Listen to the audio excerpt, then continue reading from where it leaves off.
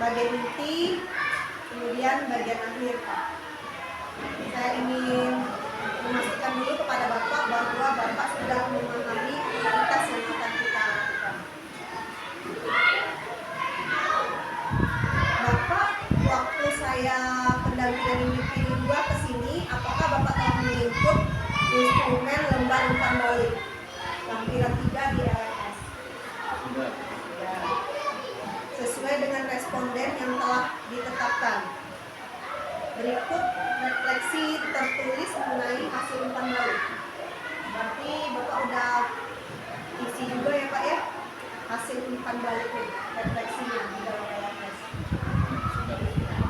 Nah, apa saja Pak proses yang sudah berjalan selama 1 bulan terakhir ini dan rencana tindak lanjut dari pendampingan sebelumnya, kemudian hal-hal yang dianggap sebagai capaian selama 1 bulan terakhir. Yang berjalan selama 1 bulan belakangan ini, tentunya kemarin kita sudah melakukan penyebaran pemahaman dan budaya positif kepada rekan-rekan guru di sini, terus kepada murid, dan terus adanya pembelajaran berdiferensiasi, dan terakhir kemarin pembelajaran sosial dan emosional. Tentunya dalam pertanyaan yang kedua tadi,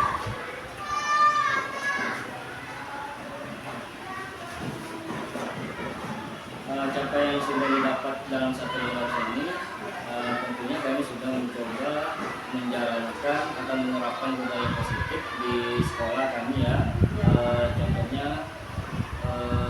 dengan menerapkan 5S ya, senyum, salam, sapa, sopan santun, terus lebih menguatkan lagi dalam menerapkan keagamaannya seperti sholat duha berjamaah, sholat zuhur berjamaah, dan pembacaan Yasin pada hari Jumat.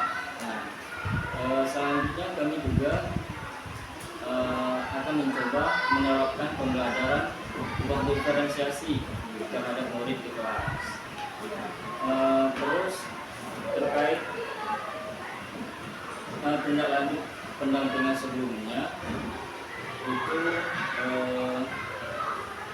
kami mencoba mengimplementasikan budaya positif melalui kesepakatan kelas dengan murid, terus menyelesaikan permasalahan dengan menggunakan sebuah institusi. Mungkin itu saja. Baik, terima kasih Pak atas kemajuan yang Bapak sampaikan kepada saya.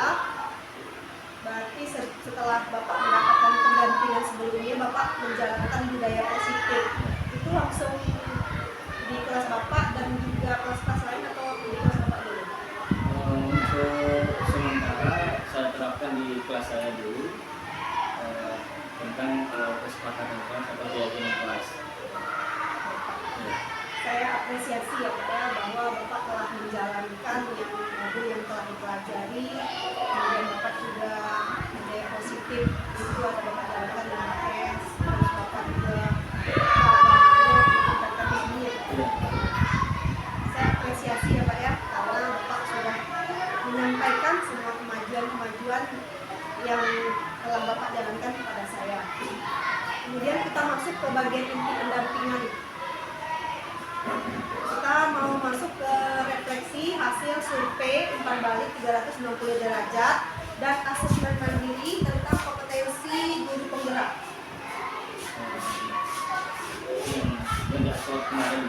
Ya. Nah, jadi saya akan menggali dari diri Bapak untuk menyampaikan hasil analisis dan refleksi dari umpan balik 360 derajat, yaitu lampiran 2, dan asesmen mandiri tentang kompetensi guru penggerak. Yang ingin saya tanyakan yang pertama adalah berdasarkan hasil feedback 360 derajat dan asesmen mandiri tentang kompetensi guru penggerak,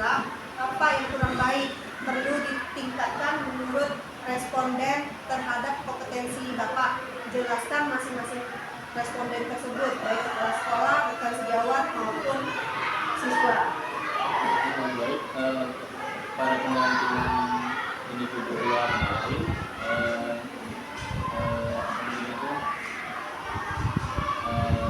saya menyebarkan beberapa kuesioner kepada kepala sekolah, rekan sejawat, maupun itu murid. Dari hasil feedback yang saya temukan itu terdapat beberapa kompetensi yang mungkin dianggap kurang menurut pandangan mereka. Salah satunya itu mulai dari website, saya lihat dari kuesioner atau responden dari website itu kompetensi yang kurang ini ada, kalau dinilai nomor 2, diberikan nomor 2 itu tentang pengembangan diri. Ya, pengembangan diri, memintakan sesama guru untuk memberikan masukan ketika praktik mengajar. Nah, itu yang kurang. Ya. Kalau rekan sejawat itu kompetensi yang harus ditingkatkan atau yang kurang itu tentang kepemimpinan pembelajaran. Di sini itemnya itu merencanakan lingkungan pembelajaran yang sesuai kebutuhan murid, terus mengenai kebutuhan belajar murid.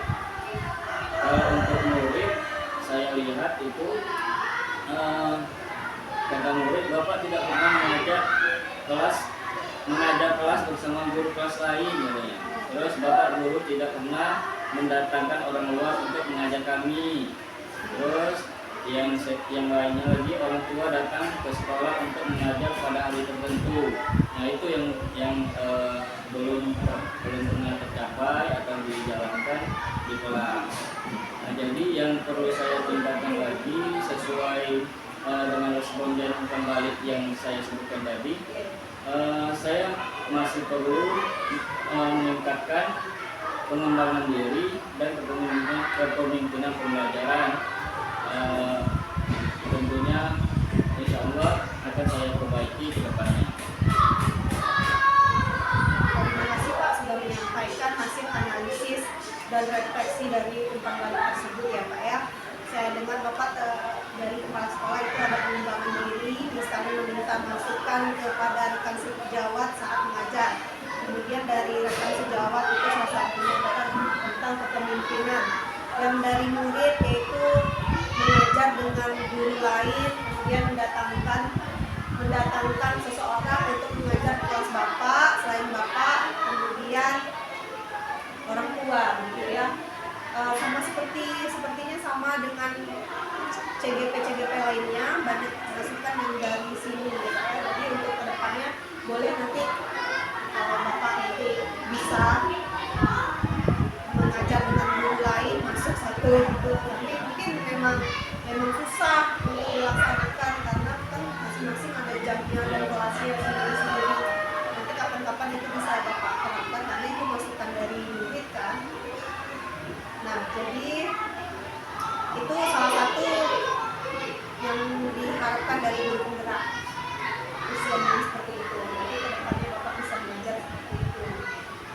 Nah, kemudian apa rencana Bapak kedepannya untuk semakin mengasah kompetensi guru penggerak yang harus Bapak miliki? Kalau rencananya itu Ya. sesuai dengan responden yang kurang, ya, penilaian yang kurang terhadap saya itu dalam pengembangan diri. Tentunya sebenarnya saya sudah membuat komunitas praktisi atau komunitas pelajar di sini. Nah, untuk tentunya dengan adanya komunitas ini kan, saya berharap dapat mengembangkan koordinasi pada diri saya sendiri khususnya dan pada rekan-rekan guru yang lainnya. Dengan adanya komunitas tersebut, mungkin kita saling bertukar pengetahuan ataupun praktik-praktik baik yang harus kita terapkan dalam pembelajaran di kelas. Untuk meningkatkan kompetensi yang Bapak sampaikan tadi, siapa saja Pak yang telah melibatkan?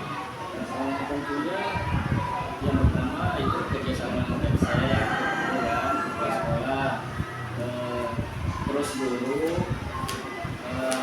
dan murid tentunya ya. Kalau tidak ada ketiganya itu, gimana kita mau menjalankan atau mengembangkan diri kita sebagai guru? Sistem kita bekerja ya. Iya. Nah, sekarang kita masuk ke rencana penerapan pembelajaran sosial emosional. Saya akan mengajak Bapak berdiskusi terkait rencana penerapan pembelajaran sosial emosional.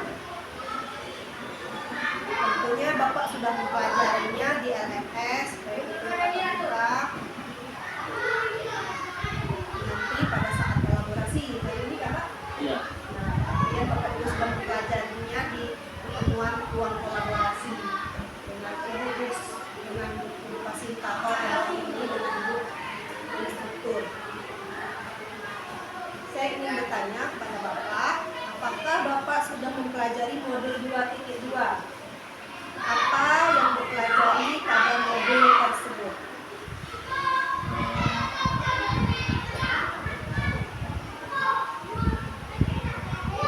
Minggu ini kami sudah mempelajari modul T2 ya, tentang pembelajaran sosial dan emosional. Yang kami dapat itu mulai dari pengertiannya, terus kompetensi yang harus dimiliki seperti kesadaran diri, manajemen diri, kesadaran sosial, keterampilan berrelaksasi, dan pengambil keputusan yang bertanggung jawab. Nah, teknik yang dapat dilakukan untuk melatih KSE ini yaitu menggunakan teknik stop. Nah, di antaranya teknik stop ini kita bisa merelaksasi ya sebelum pembelajaran dimulai. Terus saya pun mempelajari 4 indikator di dalam KSE ini. Yang pertama pengajar tentang pengajaran implisit, terus integrasi dalam praktik mengajar, dan kurikulum akademik, intensitas hitung kelas dan budaya sekolah. Awalnya saya juga merasa kesulitan saat memahami materi ini atau pembelajaran sosial emosional ini ya. Tetapi dengan kolaborasi dengan CGP yang lain, terus dibimbing dengan ibu fasilitator, nah akhirnya sedikit demi sedikit KSE ini dapat saya pahami dengan itu pelan-pelan gitu Bu. Ya, ya memang ya Pak ya, kita kalau kita ikut guru berat mungkin nggak tahu ya.